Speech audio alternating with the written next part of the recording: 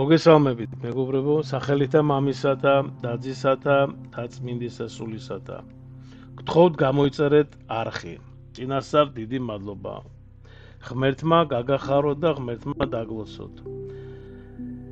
ასევე გაუზიარეთ ეს ვიდეო რაც შეიძლება მეტ ადამიანს, რომ ბევრმა მოისმინოს, ჩვენმა ქართველებმა, ვინც ცხოვრობს საზღვარგარეთ, ვინც საქართველოში ასევე უსინათლოებმაც რომ უსმინონ და ვისაც აქვს სმენის პრობლემები, ასევე წაიკითხოს, რადგან ყველა ვიდეოში არის ქართულად, ანუ ქართული ტიტრები არის და წაიკითხავენ. შეიტანეთ თქვენს წვლილი ღვთისნების და ღვთის სიტყვის გავრცელებაში, წმინდა წერილის, ბიბლიის, ძველი აღთმის და ახალი აღთმის, წმინდა სახარების. გაიხარეთ. რა თქმა უნდა, ამით თქვენ უკვე მეორე რიგში დაეხმარებით არხის განვითარებაში და რაც უფრო მეტი ვიქნებით, რა თქმა უნდა, უფრო კარგია. აბა შეგვეწიოს უფალმა. დღეს ვისაუბრებთ მეგობრებო, რას ამბობენ წმინდა მამები ცრურწმენისა და მკითხაობის შესახებ. მეგობრებო, ადამიანის სულის მტერი საერთო მოწინააღმდეგე ყოველთვის ცდილობს, რომ ადამიანს სასიკვდილო ზიანი მიაყენოს. მართლაც მეგობრებო, ეს გამონათქვამი არის, რომ ეშმაკს არ ძინავს, წავს, ეს ნამდვილად ასე არის. ის ყოველთვის ცდილობს, რომ ესე იგი ჩვენ ეს ხელსაყრელ ესე იგი მომენტს ეძებს და რომ ჩვენ დაგუპოს, რომ ჩვენ ყველანი ვიმყოფებით სულიერ ომში. ყველაზე დიდი ზიანი ისაა, როცა ადამიანი თავისი ნებით შორდება ცოცხალი ღმერთისგან და ეშმაკის ხელში ხვდება. ადამიანებს, რომლებიც ხორციელ სურვილებს ემონებიან, ხშირად უნდა იცოდნენ, რომ მომავალი, რათა თავი დაიცვან უბედურებისაგან. ან მიაღწიონ რაღაც სასურველს, ხო? ამის გამო ეშმაკმა, რომელიც სიცრუითაა სავსე, მრავალი გზა მოიგონა მომავლის გარკვევისთვის. ესე იგი, ფრინველობით მკითხაობა, ნიშნების გამარტება, ცხოველთა შიგნეულის შესწავლა, ასე ვთქვათ, მიცვალებულთა გამოძახება, ჯადოქრობა, ყავით კითხაობა, ღმერთების, ესე იგი, ხმის მოსმენა, ხო, რაღაც თუ მოკლედ სხვადასხვა მსგავსი რამ, ხო, კიდე ბევრია.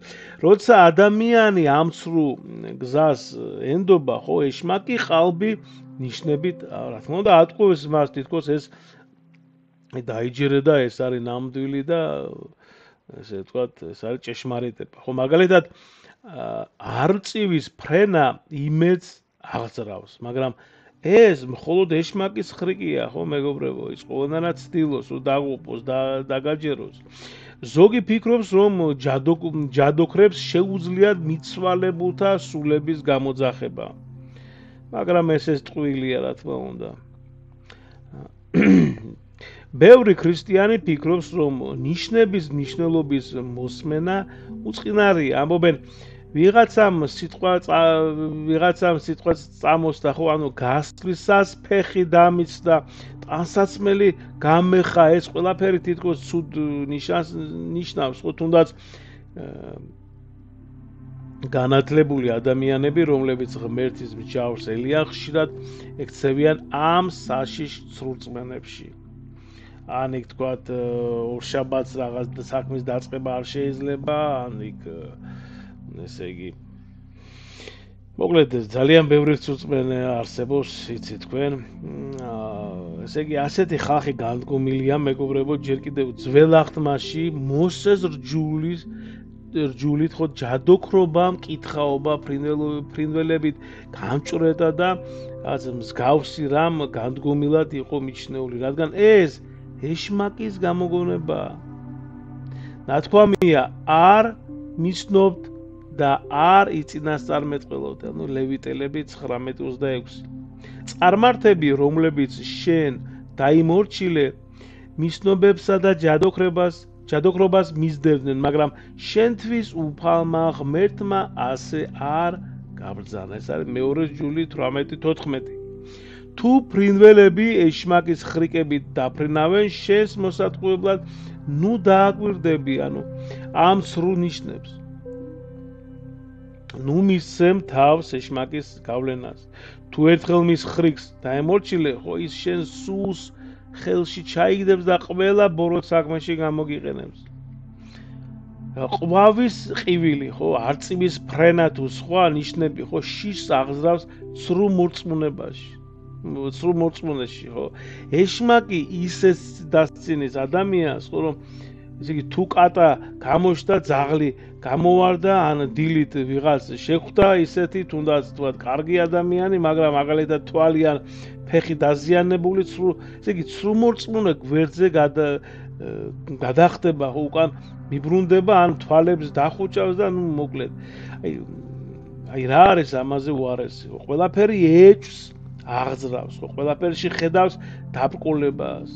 მაშინ როცა ყველაფერი ღმერთისკენ უნდა მიგვიყვანოს, წმინდა ბასილი დიდი. ნუენდობი ჯადოქრებისა და მისნობების ცრუ სიტყვებს. მეტყვი, მაგრამ ზოგჯერ მათი ნათქვამი რომ ახდება, ეს იმიტომ ხდება, რომ შენ გჯერა, როცა გჯერა, ჯადოქარი ხდება შენი ცხოვრების ბატონი და ასე განაგებს როგორც უნდაო. წარმოიდგინე თუ მეფის შვილი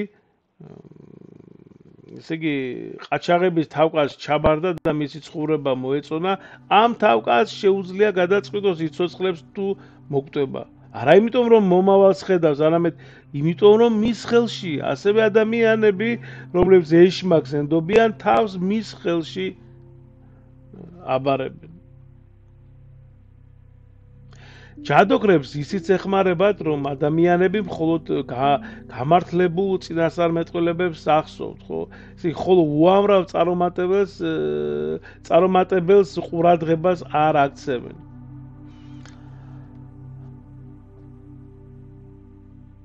მოკლედ სრული სისულელეა ერთ კარგი დღის გამო მთელი წელი იმავეს ელოდოთ, ხო? ეს ფიქრი არა მხოლოდ სულელურია, ასე ვთქვათ, არამედ ეშმაკის გავლენით ჩნდება.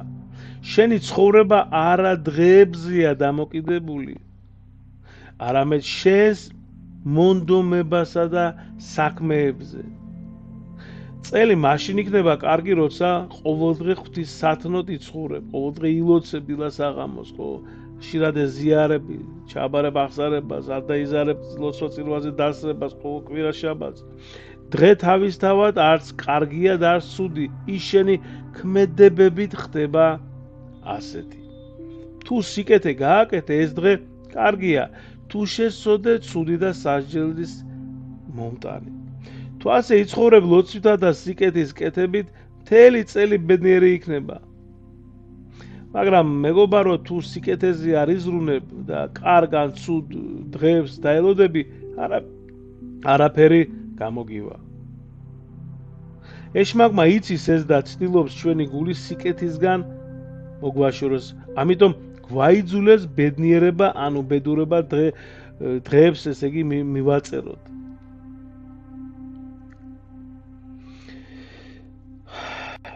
ღმერთმა დაგლოცოთ, მეგობრებო, ღმერთმა გაგახაროთ და გქონდეთ სასოება, ანუ იმედი, მხოლოდ და მხოლოდ უფლის, ის არის ჩვენი ყველაზე ახლო მეგობარი და დიდება უფალს. გაიხარეთ, მადლობა.